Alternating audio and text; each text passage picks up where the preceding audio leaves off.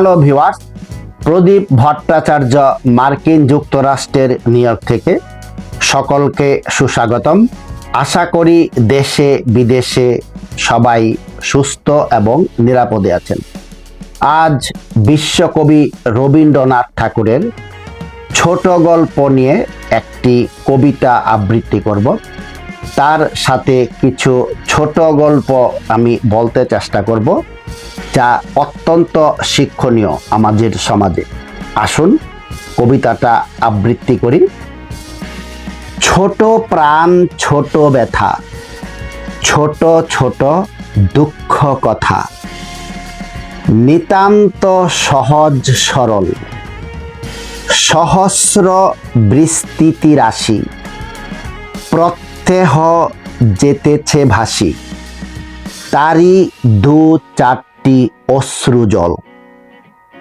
নাহি বর্ণনার ছটা, ঘটনার ঘন ঘটা, নাহি তত্ত্ব নাহি উপদেশ। অন্তরে অতৃপ্তি রবে, সাঙ্গ করি মনে হবে, শেষ হয়ে হইল না শেষ। জগতের শত শত অসমাপ্ত কথা যত,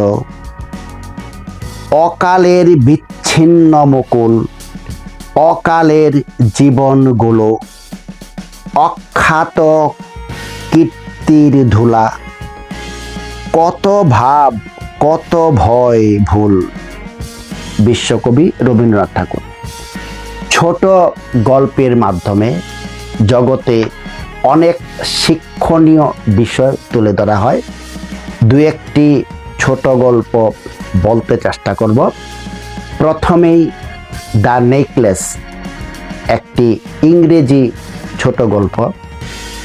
ধার করা জিনিস হঠাৎ হারিয়ে গেলে কেমন দুর্বিষহ জীবনের মুখোমুখি হতে হয়, দ্য নেকলেস গল্পটাতে তাই তুলে ধরা হয়েছে। দুই বান্ধবী, একজন খুব ধনী বান্ধবী, একজন গরিব বান্ধবী। যিনি গরিব, সামান্য এক বেতনের চাকরি করেন, মাসে কোনো রকম ভাবে চলেন তার বেতনের টাকা দিয়ে। সেই গরিব বান্ধবীটি একটি পার্টিতে যাবে। ধনী বান্ধবীর থেকে একটা ডায়মন্ডের নেকলেস এক রাত্রের জন্য ধার নিল। যথারীতি পার্টিতে অ্যাটেন্ড করার পরে যখন বাসায় ফিরবেন, তখন হঠাৎ করে খেয়াল করলেন তার ওই নেকলেসটা গায়েব, কেউ চুরি করে নিয়ে গেছে। তার অত্যন্ত খারাপ লাগলো।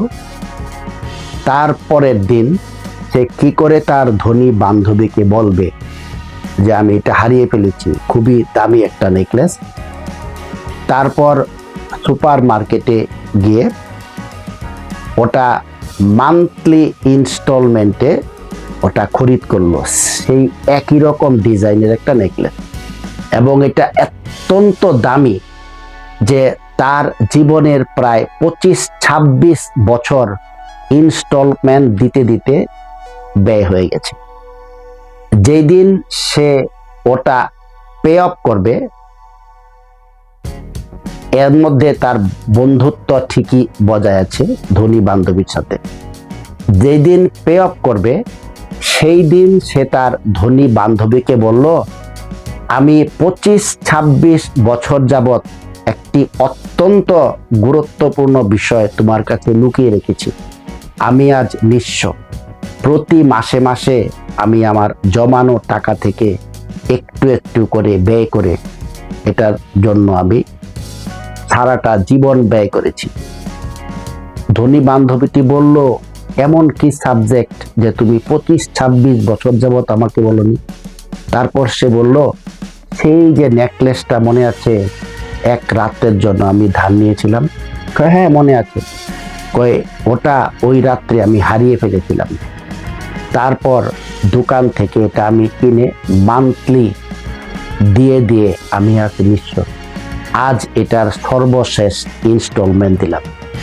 ধনী বান্ধবীটা বলল, এ কি কথা? আমি তোমাকে যেটা দিয়েছিলাম সেটা তো আসল ছিল না, এটা একটা ডুপ্লিকেট গোল্ড ডায়মন্ডের নেকলেস ছিল। দেখুন, ধার করা জিনিস যদি কোনো রকম ভাবে হারিয়ে যায়, জীবনের কেমন করে খেসারত দিতে হয়, এই ছোট গল্পটাতে তা তুলে ধরা হয়েছে। এবার কিছু বাংলা সাহিত্যের ছোট গল্প বলি। রবীন্দ্রনাথ ঠাকুরের হৈমন্তী আপনারা নাম শুনেছেন। আমরা সমাজে সব সময় শুনি ছেলে মেয়ে মা বাবাদের প্রতি অত্যাচার করে ইত্যাদি ইত্যাদি, কিন্তু মারাও যে কতটুক অত্যাচার করে তাই হৈমন্তী ছোট গল্পে তুলে ধরা হয়েছে। অপু গল্পের নায়ক। পণের টাকা কম দিয়েছে বলে অপুর বউ হৈমন্তীকে প্রতিনিয়ত শাশুড়ির কথা শুনতে হয়। শেষ পরিণতি খুবই দুঃখের ছিল। রবীন্দ্রনাথ ঠাকুর প্রকাশ করেননি হয়তোবা, হৈমন্তী হয়তোবা জীবন অবসান হয়েছিল। আরেকটা বলি, শরৎচন্দ্র চট্টোপাধ্যায়ের বিলাসী।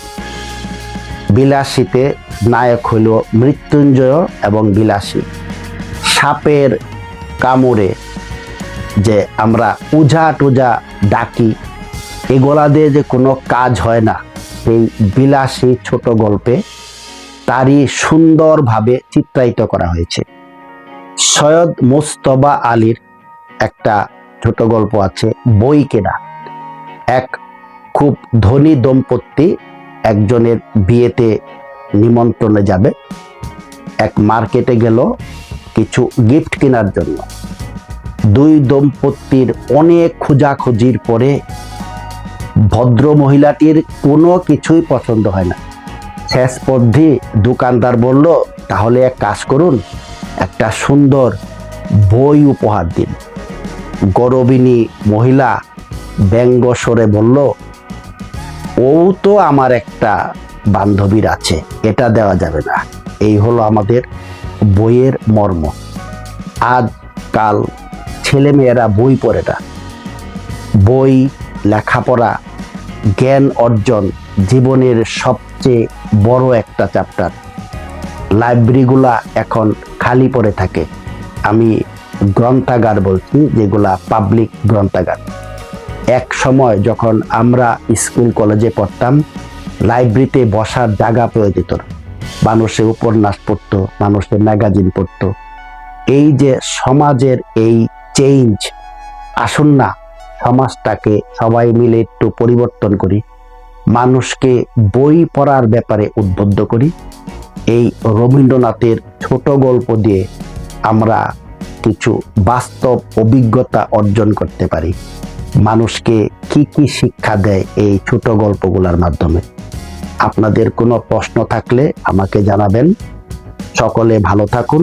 অন্য কোনো টপিক নিয়ে আবার আপনাদের সামনে হাজির হব। প্রদীপ ভট্টাচার্য, মার্কিন যুক্তরাষ্ট্র, নিউ ইয়র্ক।